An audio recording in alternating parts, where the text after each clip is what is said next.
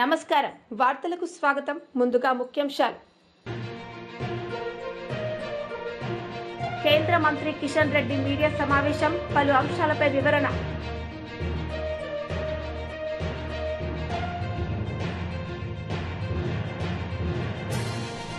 మాజీ మంత్రి బొత్స సత్యనారాయణ మీడియా సమావేశం పలు అంశాలపై వివరణ మాజీ మంత్రి బొత్స సత్యనారాయణ మీడియా సమావేశం నిర్వహించారు. సందర్భంగా ఆయన మాట్లాడారు. ముఖ్యంగా ఈటీవీ కానీ ఏబిఎన్ కానీ టీవీ5 కానీ ఎందుకు చెప్తున్నానంటే అసలు రాష్ట్రంలో రాజకీయాలు ఎంత దిగజారిపోయాయనే దానికి ఉదాహరణగా వీళ్ళ గురించి చెప్తున్నాను.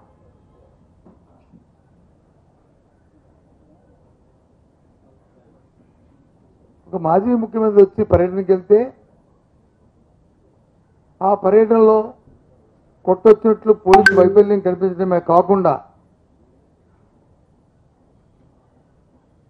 నా పోనీయమ్మ కాకుండా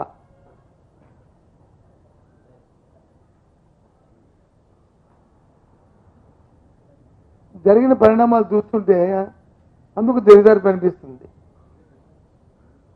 ఓ మాజీ ముఖ్యమంత్రి వెళ్ళినప్పుడు ఓ పార్టీ అధ్యక్షుడు 40% ఓటు శాతం ఉన్న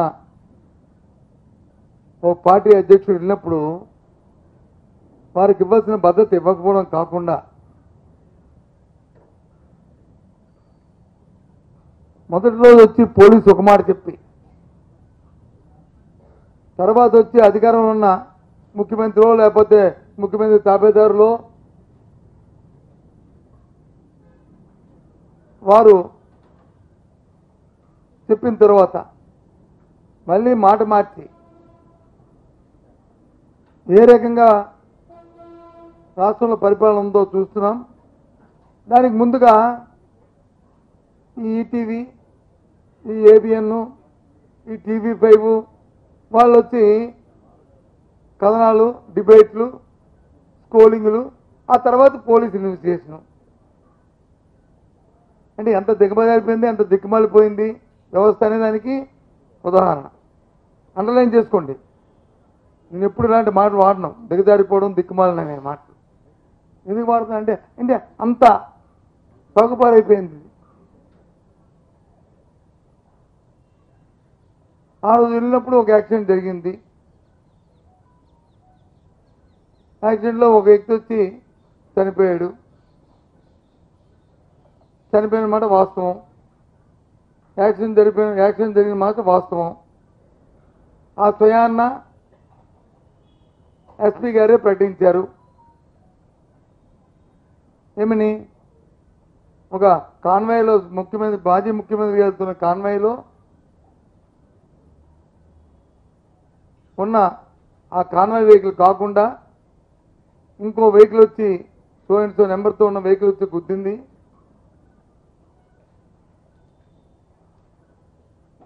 దానివల్ల చనిపోయాడనే విషయాన్ని ఎస్పీఐ చెప్పారు స్వయంగా.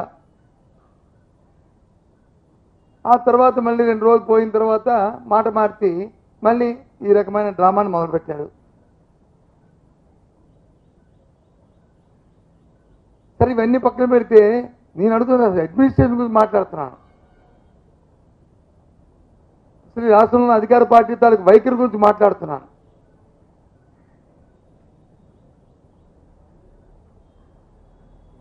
చంద్రబాబు నాయుడు తాలూకా తత్వాన్ని గురించి మాట్లాడుతున్నాను. అందుకే దిగజారిపోయింది రాజకీయాలు, వ్యవస్థ వచ్చి దిక్కుమాలిపోయింది అని అనడానికి కారణం అది. బీఆర్ఎస్ లీడర్ మీడియా సమావేశం నిర్వహించారు. సందర్భంగా ఆయన మాట్లాడారు. ఎటుపోయిందని మేము అడుగుతా ఉన్నాం. ఆ రోజు కేసీఆర్ గారు గాంధీజీ కలగన్న గ్రామీణ స్వరాజ్యాన్ని స్థాపించాలని ఒక గొప్ప సంకల్పంతో 2017 సంవత్సరంలో గొర్రెల పంపిణీ పథకాన్ని ప్రవేశపెట్టింది. గొర్రెల పంపిణీ పథకం సంబంధించినటువంటి బడ్జెట్ 11,000 కోట్ల రూపాయల ప్రణాళిక రూపొందించింది. 11,000 కోట్లలో సుమారు 5,001 కోటి రూపాయలతోటి ఈ రాష్ట్రంలో మొదటి విడతలో 3,94,000 మంది యాదవ కుర్మ సోదరులకు సుమారు 73,84,000 గొర్రెల యూనిట్లు పంచాలని ఆలోచన చేసి మొదటి విడతలో 73,84,000 గొర్రెల్ని ఈ రాష్ట్రంలో యాదవ కుర్మ సోదరులకి 5,001 కోటి రూపాయలు ఖర్చు పెట్టి మేము ఇవ్వడం జరిగింది. రెండో విడత సంబంధించి మళ్ళీ ప్రారంభం కాగానే గవర్నమెంట్ రాగానే సుమారు 2 మరియు మొదటి విడతలలో 4,25,000 యూనిట్లు ఈ రాష్ట్రంలో యాదవ కుర్మ సోదరుల కోసం 6,000 కోట్ల రూపాయలు ఖర్చు పెట్టిన ప్రభుత్వం కేసీఆర్ గారి నాయకత్వంలో ఆ రోజు ప్రభుత్వం. మొదటి విడతలో 1,25,000 ఇవ్వడం జరిగింది యూనిట్కి, ఒక 20 ఒక పొటేల్కి. కానీ ఆ రోజు ఉన్నటువంటి యాదవ కుర్మ సోదరుల నుంచి వచ్చిన డిమాండ్ తోటి కేసీఆర్ గారి నాయకత్వంలో మంత్రి తలసాని సూచన మేరకు 1,75,000కు పెంచడం జరిగింది. ఈ విధంగా చేయడం ద్వారా ఈ రాష్ట్రంలో గొర్రెల యొక్క జనాభా సంఖ్య 2014లో గొర్రెల జనాభా సంఖ్య 1,20,00,000. 2023-22 గణాంకాలు పశు గణాంకాలు కేంద్ర పశు గణాంకాల శాఖ లెక్కల ప్రకారం ఈ రాష్ట్రంలో గొర్రెల జనాభా 1,90,00,000కు పెరిగింది. దానికి కారణం కేసీఆర్ మానసిక పుత్రిక అయినటువంటి గొర్రెల పంపిణీ పథకం అని చెప్పి సగర్వంగా మేము చెప్పినాం. అదేవిధంగా 2014 పూర్వం ఈ రాష్ట్రంలో యాదవ కుర్మ సోదరుల యొక్క సొసైటీల సంఖ్య చూస్తే 3,669 సంఘాలు మాత్రమే. ఆ సంఘాలలో ఉన్న సభ్యులు 2,25,000 మంది మాత్రమే. కానీ కేసీఆర్ గారి నాయకత్వంలో ఎప్పుడైతే గొర్రెల యూనిట్ల ప్రారంభమైందో సంఘాల సంఖ్య 8,109కి పెరిగింది. 8,109 సంఘాలలో సభ్యుల సంఖ్య 7,61,893 మంది సభ్యులు. ఎంత పెరిగిందో ఒకసారి ఆలోచన చేసుకోవాలి. ఆ విధంగా గొర్రెల పంపిణీ పథకాన్ని కేసీఆర్ గారు ప్రారంభిస్తే ఈ దేశంలోనే మాంసం ఉత్పత్తిలో తెలంగాణ కేంద్ర మంత్రి కిషన్ రెడ్డి మీడియా సమావేశం నిర్వహించారు. సందర్భంగా ఆయన మాట్లాడారు. ఆ రోజు తొలి ప్రభుత్వంలో మంత్రిగా పనిచేసినటువంటి డాక్టర్ శ్యామప్రసాద్ ముఖర్జీ గారు నెహ్రూ మంత్రివర్గం నుంచి రాజీనామా చేసి భారతీయ జనసంఘ్ను స్థాపించి ఆ రోజు కాశ్మీర్ పరిరక్షణ కోసం ఉద్యమాన్ని చేపట్టడం జరిగింది. ఏ రకమైనటువంటి పరిస్థితి ఉందంటే దేశమంతా 3 రంగుల జెండా ఉంటే, త్రివర్ణ పతాకం ఉంటే కాశ్మీర్కు ప్రత్యేకంగా మరొక జెండా ఉండేది. దేశానికి ప్రధానమంత్రి ఉంటే జమ్మూ కాశ్మీర్ కూడా మరొక ప్రధానమంత్రి పేరుతో మరొక పదవి ఉండేది. దేశమంతా డాక్టర్ బాబాసాహెబ్ అంబేద్కర్ రాజ్యాంగాన్ని అమలు చేయాలనుకుంటే మరి కాశ్మీర్కు స్వయం ప్రతిపత్తి 370 ఆర్టికల్ ద్వారా ప్రత్యేకమైనటువంటి హక్కులు అధికారాలు కల్పించడం జరిగింది. ఆ రకంగా దూరదృష్టి కలిగినటువంటి శ్యామప్రసాద్ ముఖర్జీ గారు జమ్మూ కాశ్మీర్ విషయంలో నాటి కాంగ్రెస్ పార్టీ ప్రభుత్వము, నాటి ప్రధానమంత్రి జవహర్లాల్ నెహ్రూ గారు అవలంబిస్తున్నటువంటి వైఖరి ఏదైతున్నదో, తీసుకుంటున్నటువంటి స్వార్థపూరితమైన నిర్ణయాలు ఏవైతున్నాయో దేశానికి నష్టం కలిగిస్తుంది, భవిష్యత్తులో అనేక రకాల సమస్యలు వస్తాయని చెప్పి ఆయన అనేక రకాలుగా చెప్పినప్పటికీ కూడా బీజేపీ లీడర్ మీడియా సమావేశం నిర్వహించారు. సందర్భంగా ఆయన మాట్లాడారు. ఇప్పటి వరకు మీరు గజెట్ నోటిఫికేషన్ ఇవ్వకుండా ఈరోజు మీరు క్యాబినెట్లో 42 ఈరోజు క్యాబినెట్లో లోకల్ బాడీ ఎన్నికల విషయంలో చర్చిస్తున్నట్టుగా మా నోటీస్కి వచ్చింది.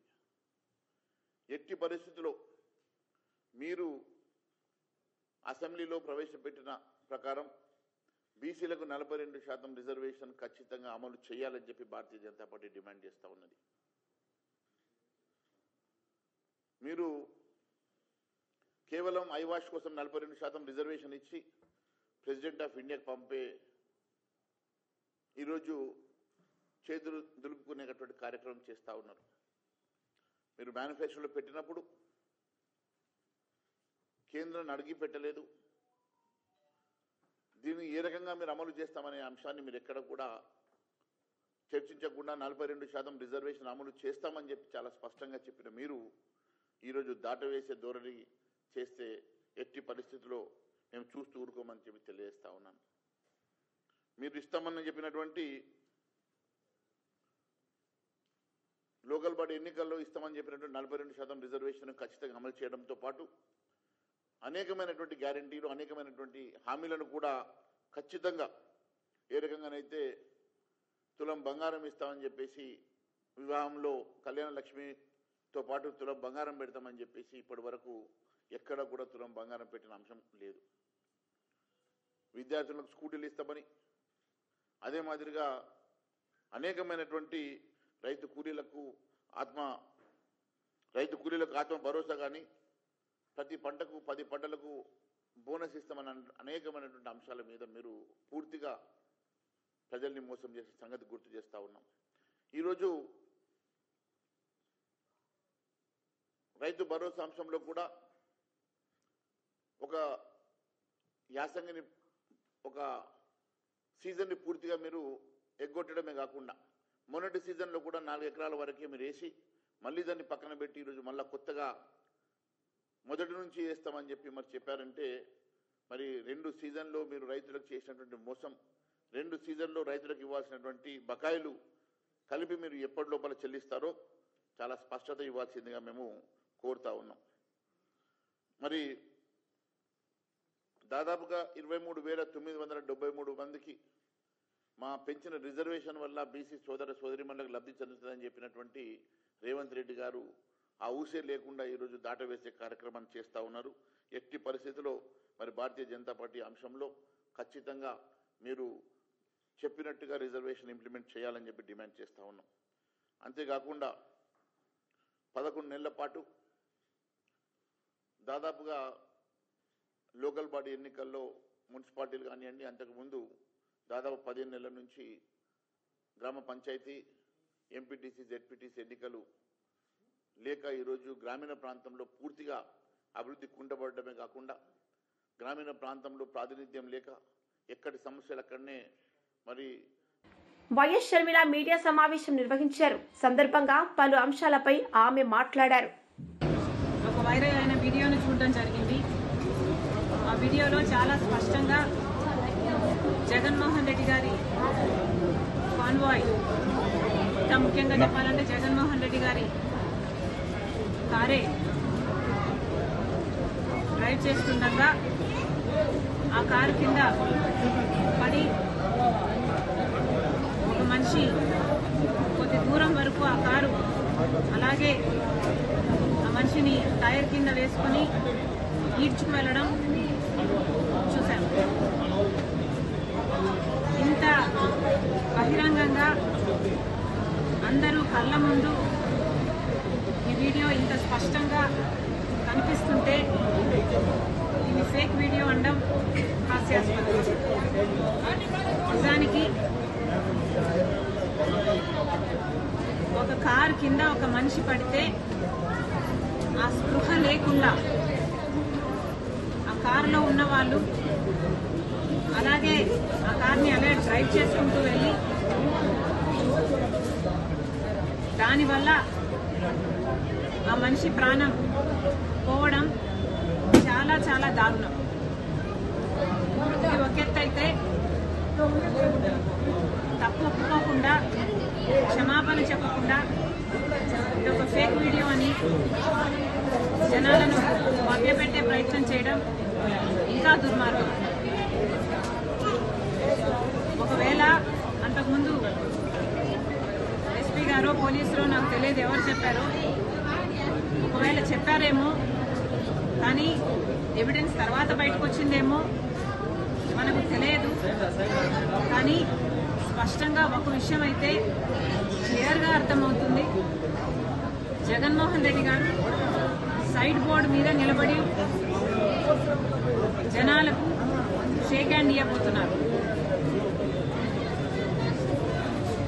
అసలు పర్మిషన్ ఉన్నది 3 కార్లకి 100 మంది జనానికి అయితే జగన్మోహన్ రెడ్డి గారి కాన్వాయ్లోనే 50 కార్లు ఉన్నాయట. 1000 మందికి పైగానే జనం ఉన్నారంటున్నారు. ఇంతమంది జనం మధ్య కాన్వాయ్ మూవ్ అవుతుండగా జగన్మోహన్ రెడ్డి గారు ఓ పార్టీ నాయకుడిగా సైడ్ బోర్డ్ మీద నిలబడి ఆ జనానికి షేక్ హ్యాండ్ ఇస్తున్నారు. ఆ జనమేమో అక్కడ కంట్రోల్ లేకుండా పిచ్చి పిచ్చిగా అరుస్తూ ఈయన షేక్ హ్యాండ్ అందుకోవడానికి ఎగబడుతున్నారు. ఆ క్రమంలోనే ఆ తోపులాట్లోనే ఈ మనిషి కూడా ఈ కార్ కింద పడ్డారు అనిపిస్తుంది. మరి అలాంటప్పుడు ఇలా సైడ్ బోర్డు మీద నిలబడి జనాలకు ఇలా షేక్ హ్యాండ్ ఇయ్యబోవడం తప్పు కాదా? జనానికి మీరు నమస్కారమో హలోనో చెప్పాలనుకుంటే ఒక సన్షేడ్ సన్ రూఫ్ ఉన్న బండిలో ఎక్కాలి. బస్ స్టాప్ లేకపోతే హెడప్ జనాలకు మీరు కనిపించేటట్టు ఉండాలి. మీరు నమస్కారం పెడుతూ పోవాలి. అంతేగాని సైడ్ బోర్డు మీద నిలబడి మీరు షేక్ హ్యాండ్ ఇచ్చుకుంటూ ఆ షేక్ హ్యాండ్ కోసం జనం పిచ్చి పిచ్చిగా అరుస్తూ మీ మీద పడుతూ మీ సెక్యూరిటీ మీద పడుతూ ఆ గుంపులో ఒక మనిషి మీ కారు మీ కింద పడి ఆ సోయ కూడా లేకుండా మీ డ్రైవర్ దాన్ని అలాగే ఈడ్చుకుంటూ ఆ బాడీని అలాగే లాక్కుంటూ వెళ్ళి నా కాన్వాయ్ దృశ్యాన్ని చూస్తే నిజంగా చాలా చాలా బాధేస్తుంది. ఇది ముమ్మాటికి జగన్మోహన్ రెడ్డి గారి నిర్లక్ష్యం. నిజంగానే అసలు తలుచుకుంటే ఒక మనిషి కారు కింద పడితే ఆ మనిషిని అలాగే ఈడ్చుకుంటూ వెళ్ళడమే కాకుండా పక్కన జనాలు అప్పుడు అరిచినట్టున్నారు, కారు ఆగినట్టుంది. కనీసం ఏమైంది అన్న ఆలోచన లేకుండా ఆ మనిషిని లాగేసి పక్కన వేసేశారట. వైసీపీ లీడర్ మీడియా సమావేశం నిర్వహించారు. సందర్భంగా ఆయన మాట్లాడారు. పోలీస్ డిపార్ట్మెంట్కి ఏమాత్రం బుద్ధి రావట్లేదు. ఇప్పుడు ఇవాళ ముఖ్యంగా సత్తెనపల్లి పర్యటన వైఎస్ జగన్మోహన్ రెడ్డి చేసిన సందర్భంలో ఆ పర్యటనలో ఒకతను పొరపాటున వాహనం కింద పడి ఎవరి వాహనమో తెలియదు. ఎస్పీ ఆ రోజు జరిగినప్పుడు ప్రైవేట్ టాటా సఫారీ వాహనం కింద పడి దాని మూలంగా అతను చనిపోవడం జరిగిందని ఆ రోజు చెప్పాడు. తర్వాత అది ఆ నెంబర్ కూడా చెప్పాడు, AP 26 CE 0001 టాటా సఫారీ వాహనం. ఆ వాహనానికి సంబంధించిన యజమాని గుట్టిపాటి హరీష్, అలాగే డ్రైవర్ సాయిబాబాను 18వ తేదీ రాత్రి అరెస్ట్ చేశారు. ఆ వాహనాన్ని సీజ్ చేశారు. 19వ తేదీ ఉదయం ఇద్దరు జామీందారులని తీసుకొని వచ్చి పూచీకత్తు ఇచ్చిన తర్వాత స్టేషన్ బెయిల్ పైన వాళ్ళని వదిలివేయడం జరిగింది. ఇప్పటికీ ఆ వాహనం పోలీస్ స్టేషన్ వెనక భాగంలో, నల్లపాడు పోలీస్ స్టేషన్ వెనుక వైపున పార్కు చేయడం జరిగింది. తర్వాత ఇవాళ నిన్న ఎస్పీ గారు మరో ప్రెస్ మీట్లో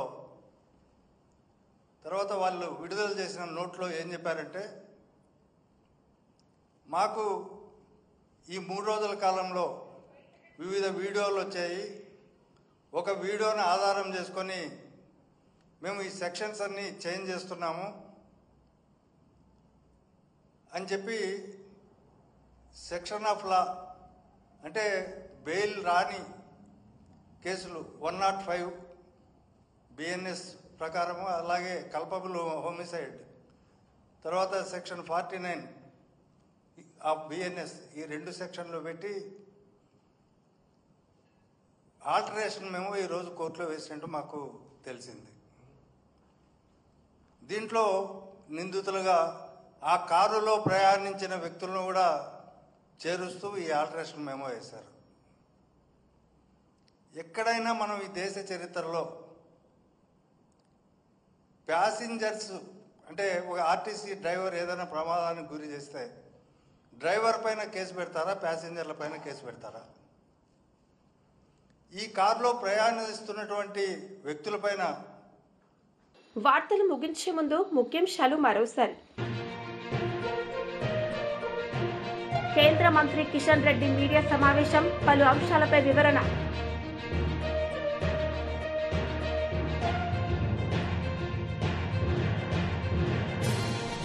మాజీ మంత్రి బొత్స సత్యనారాయణ మీడియా సమావేశం, పలు అంశాలపై వివరణ.